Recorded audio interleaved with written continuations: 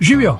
Danes se bomo potopili v fascinantno potovanje mineralov, kako se spremenijo v uporabne kovine in kako jih lahko recikliramo za bolj trajnostno prihodnost. Pripnite se, ker bo ta proces divja vožnja od zemlje do zapletenih izdelkov in nazaj.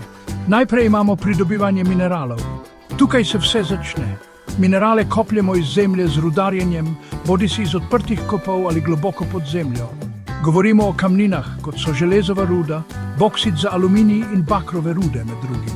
Predstavljajte si velike stroje, ki vrtajo, razstreljujejo in izkopavajo, da bi iz zemlje potegnili dragocene vire. Nato se premaknemo k predelavi in rafiniranju mineralov. Ko je ruda izkopana, jo je treba zdrobiti in zmleti na manjše koščke. To pomaga ločiti dragoceno kovino od neželenih materialov.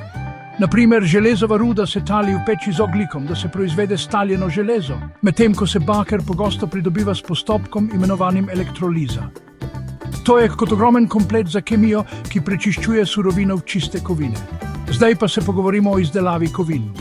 Tu se prečiščena kovina spremeni v vse vrste izdelkov. Pomislite na varjenje, valjanje in kovanje za ustvarjanje nosilcev, cevi in podpornih konstrukcij. Kovine so tudi obdelane s premazi, da se prepreči rja in izboljša njihov videz. To je natančen postopek, ki zagotavlja, da so kovine pripravljene za svoje končne vloge. Ko že govorimo o končnih izdelkih, kovine so povsod.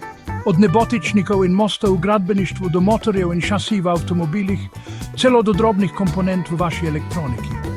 Kovine so hrbtenica sodobne industrije. Ampak tukaj je najboljši del – recikliranje. Recikliranje kovin je ključnega pomena za zmanjšanje vpliva na okolje in ohranjanje virov. Rabljene kovine se zbirajo in ločujejo od drugih materialov, kot sta plastika in steklo. Nato se stalijo in preoblikujejo v nove uporabne oblike. Ta proces porabi veliko manj energije kot rudarjenje in rafiniranje novih rud.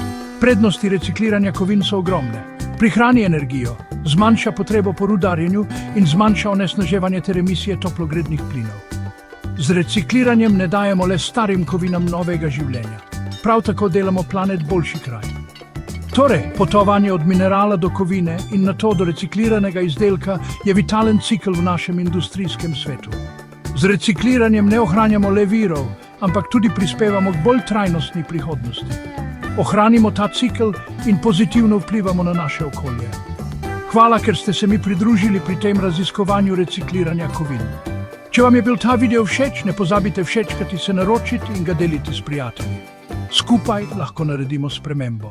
Se vidimo naslednjič.